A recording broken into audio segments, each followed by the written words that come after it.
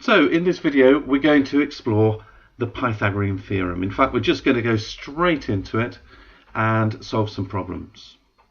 So let's start with a triangle, and we've done these sides at right angles, so we can put a little right angle symbol in the corner here like that to say that's a right angle, in other words 90 degrees,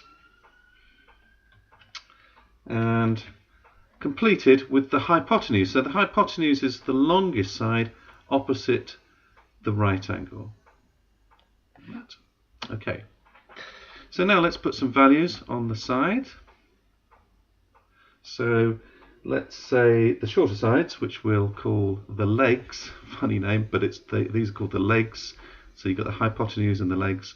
So we'll say this is 6 high, 6 centimeters or whatever the units are. We'll leave the units off for the moment. 6 high then, and 8 wide. And the hypotenuse we'll label, well, let's just say A. So we'll call this A.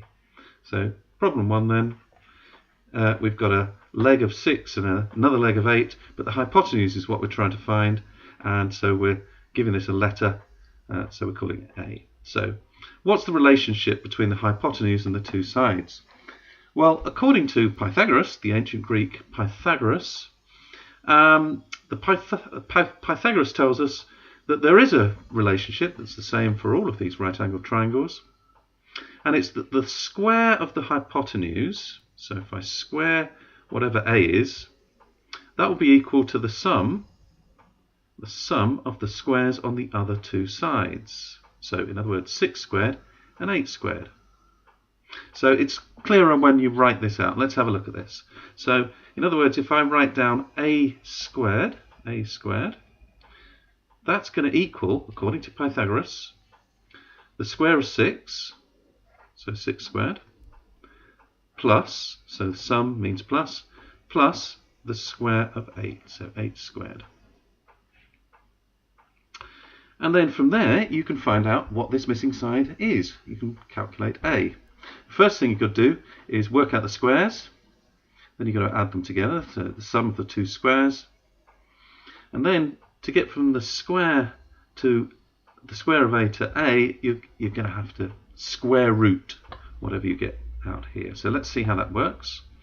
So we've got 6 squared is 36, plus 8 squared is 64. So that gives us a total of 100. And the square root of 100, so A here, is going to equal, well, square root of 100 is whatever multiplied by itself will give us 100. So in other words, a square of something gives us 100. So what squared is 100? Well, it's 10. So 10 squared gives 100, so the square root of 100 is 10, so this missing side here must be 10. So good, we've got a 6, 8, 10 triangle, and we've solved the problem. Okay, let's have another go. So let's draw a slightly larger triangle here.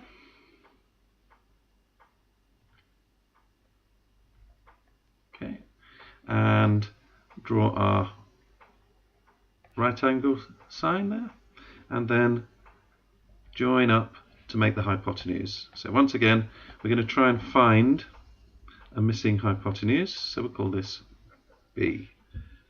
Our two legs this time, let's say, are 20 and 21. So once again, using Pythagoras, B squared is equal to the square, the sum of the squares on the two legs here. So the square of 20, so 20 squared, plus 21 squared gives us, well, 20 squared is 20 times 20, so that's 400. 21 squared is a bit tricky to do in your head, so go ahead and use a calculator. Or we've got 20 times 21 would give us 420, and another 21 would give us 441. So you can do it mentally, but pretty much, I think from now on we'll need to reach for our calculator. Okay, so that gives us a total of 881. So b must be the square root of 841. Square root of 841. Well, if you don't know it, reach for your calculator, type in the numbers, and you should get the answer 29. Okay, so exactly the same process. Let's do a third one just so it sticks. So we'll call this problem 2, and now let's draw a third triangle. Okay, so if we draw down to here, and draw along, draw our right angle, and join up to make the hypotenuse. Okay, so again, let's label the hypotenuse, this time C. And if we say that this is 5, so this length is 5, and this length here is 12. Once again, the square on the hypotenuse is equal to the sum of the squares on the other two sides. So c squared is going to be equal to 5 squared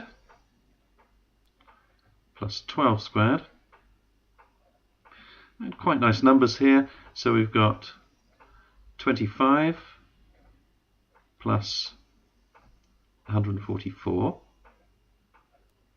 So we've got 144 plus 25, that's 169. Let's just write that down, 169.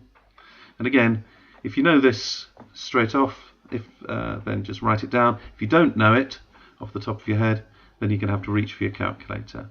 So square root of, so c equals the square root of 169, which is well worth learning, 13. So 13 squared is 169, so square root of 169 must be 13. Okay. Now, this time, we're going to draw again a right angled triangle. A bit similar to the one we've got here. Actually, that sort of shape I think is what I want this time. And draw the right angle, join together to get the hypotenuse.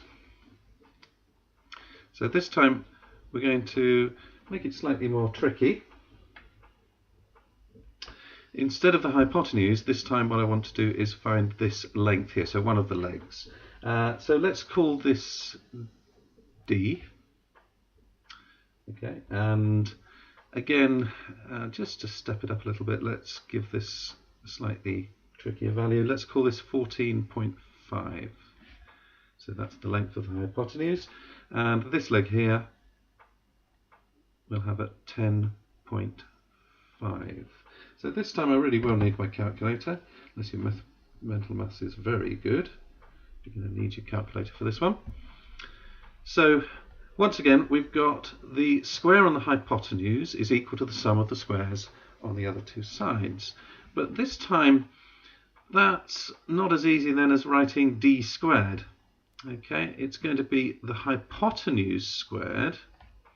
So the hypotenuse squared is going to be 14.5 squared. It's that now that's equal to the sum of the squares on the other two sides. So in other words, you've got d squared plus 10.5 squared. But we don't really want that. We want d squared to be on the left, just as we had here, and the numbers all to be on the right. So if I rewrite that, I'll get d squared equals this large number here, the hypotenuse squared, so always the longest side, minus the this leg here squared. So we got d squared equals 14 10.5 squared minus 10.5 squared. And all we did there then to get this from this side to the other side is we subtracted 10.5 squared from both sides. So we've now got d squared equals 14.5 squared minus 10.5 squared. So good. Now everything should work out swimmingly. So we've got 14.5 squared is 210.25. So d, where am I going to write that? Let's see if I can fit that in here. So d squared is going to be 210.25. So that's the first one done.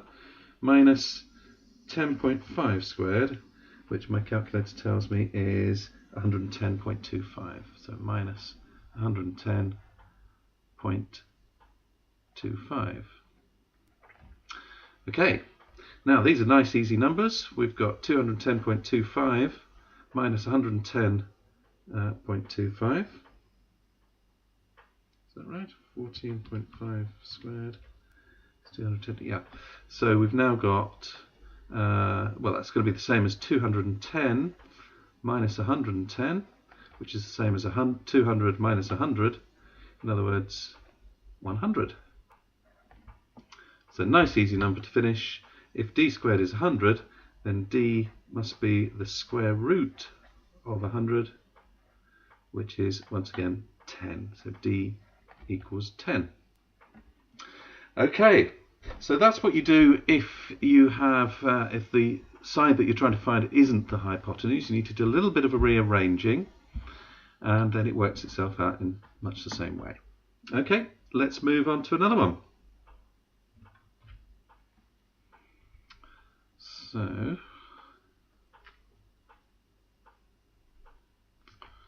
okay, I need to draw it right over there, so let's just move this a little bit so we've not got that in the way. Okay, so d squared equals 100, d equals 10, that will do. There we go.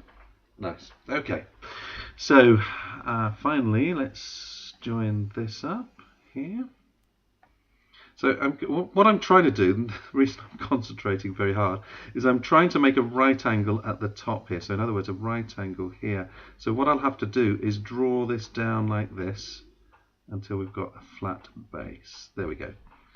And then we'll draw it together. So again, I'm doing this because I want you to see that the hypotenuse doesn't have to be at the top as a diagonal here. It can be the base. So this time we've got exactly the same situation, but the hypotenuse is on the base. All right, let's put some values onto this. So we'll have the base as 15.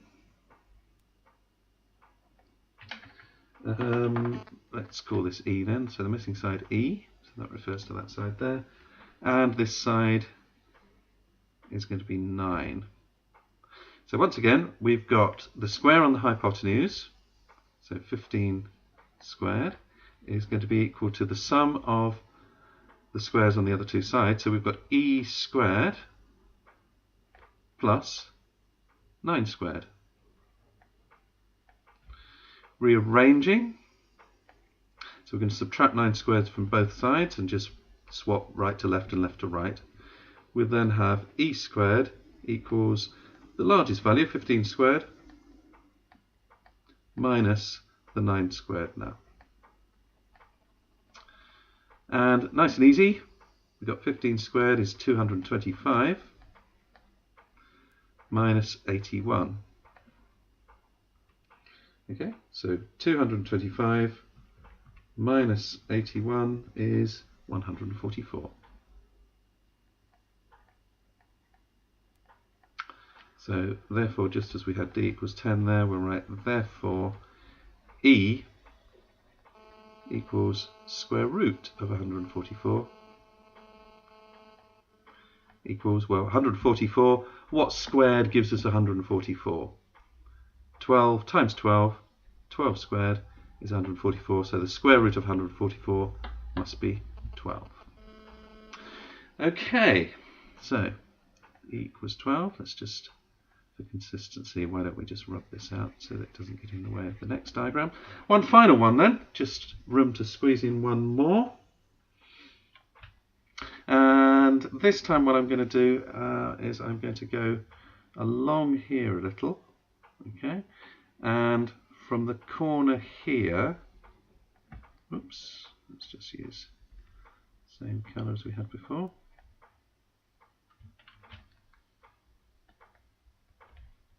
There we go. We're going to make our right angle here and draw right up to here. Whoops, let's put that back. There we go. So draw this right up to here, and so our hypotenuse is now going from this point here down to this point here. Like that. Okay. So our values are going to be 6.5 on the hypotenuse and 2.5 on the short leg there. And this side then, well, we've had E, so the next one is going to be F. Okay, so once again, we've got the square on the hypotenuse is equal to the sum of the squares on the other two sides. So we've got 6.5 squared is equal to F squared plus 2.5 squared. And rearranged, we'll have F squared is equal to the larger one, 6.5 squared, minus 2.5 squared. So all we did was subtract 2.5 squared from both sides. Again, reaching for your calculator, 6.5 squared is going to be 42.25 minus, and I'm hoping for nice numbers again here, 2.5 squared. Well, I can do that mentally. 2.5 squared is 6.25. Okay, well, that's going to be the same as 42 minus 6. So just dropping the 0.25s there. 42 minus 6 is the same. You might want to just quickly add 4 to both the 42 and the 6. So we've got 46 minus 10. Just to be sure that you don't make an arithmetic mistake here. So 46 minus 10 is 36. So if F squared is 36, then F must be the square root 36. So F equals, well, what's what multiplied by itself squared will give us 36. 6. So 6 squared equals 36, therefore the answer must be 6. So F equals 6. Okay.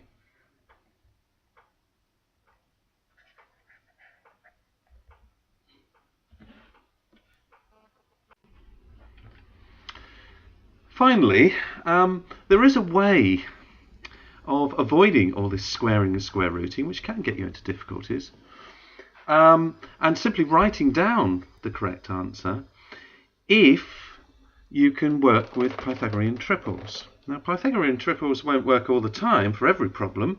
They'll only work if the problems have been set using Pythagorean triples.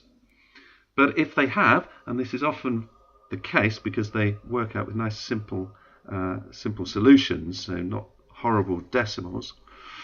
If they're coming out as nice simple solutions, then probably Pythagorean triples have been used, and this does mean you can avoid using all that squaring and square rooting involved with employing the Pythagorean theorem.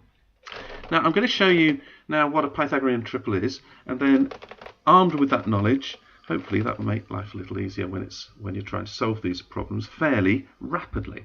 Okay. So first of all, let's work out what a Pythagorean triple is. So here's an example of a Pythagorean triple. Okay, 3, 4, 5 are the side lengths of a triangle, and it's called a Pythagorean triple because it so happens that if you combine a length of 3 with a length of 4, you will get a length of 5 if it's a right-angled triangle. So a Pythagorean triple is when the side lengths are whole numbers that combined into a triangle will form a right-angled triangle. So it's a very useful little thing to remember. A 3, 4, 5 triangle will always give you a right angle. Now, let's just figure out how these things are generated. How is it that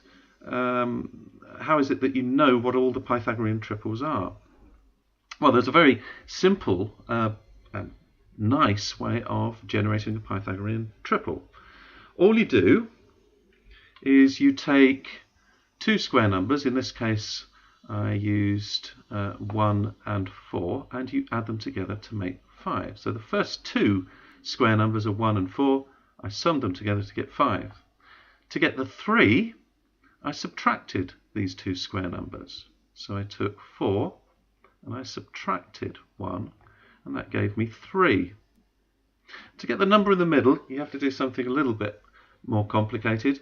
You have to take the two numbers that were squared, so in this case 2 and 1, so square root, in other words, of 4, so 2, and square root of 1 is 1, so 2 and 1 are the two numbers that were squared. And if you multiply those together, so 2 times 1, double that, you will get this number in the middle. So 2 times 1, 2 times 2, in other words, gives us this middle number 4.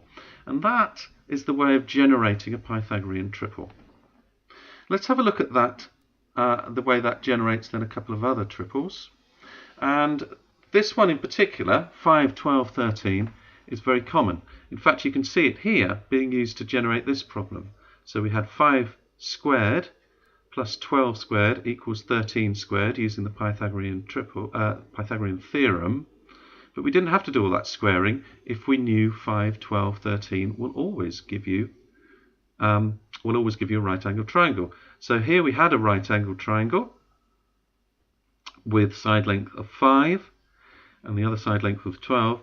We should know then from our knowledge of Pythagorean triples that the hypotenuse must be 13.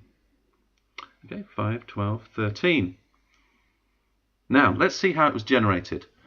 13 is made up of two squares then, so the hypotenuse is made up of two squares. What are the two squares that made up the hypotenuse?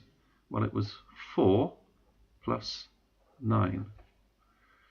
And this number here, the 5, is generated by the difference between 4 and 9. In other words, 9 minus 4 gives you 5. So there's the pattern.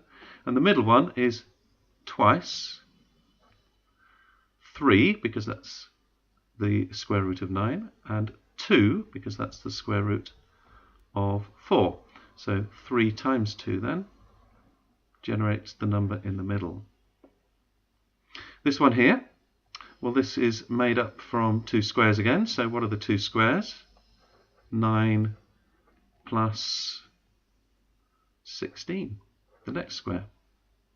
And the difference of 9 plus 16, in other words 16 minus 9, gives us this 7 here. So for the middle number, twice 4 times 3. 4 times 3 gives us 12. Twice 12 is 24. So it's well worth recognizing these. 7, 24, 25 is not so commonly used in problems like this, simply because it makes not a very nice triangle. You get a very sort of squashed triangle. But 5, 12, 13 fairly common. 3, 4, 5 is very common. Let's have a look at a few more triples then generated using this idea. So again, let's look at these hypotenuse and see how they were generated. So we've now got 17. Well, that's made from 16 plus 1. We've got 29. Well, that's going to be made from 25, the next square we haven't used so far, plus 4. This 37 here, well, that's going to be made from 36 plus 1. and so on. In fact, there are an infinite number of Pythagorean triples. Let's fill in then the other lengths here and how they would see how they were generated. So 16 plus 1 here. It's so I've coloured it red. It's the middle number this time. So we get 16 minus 1, giving us 15.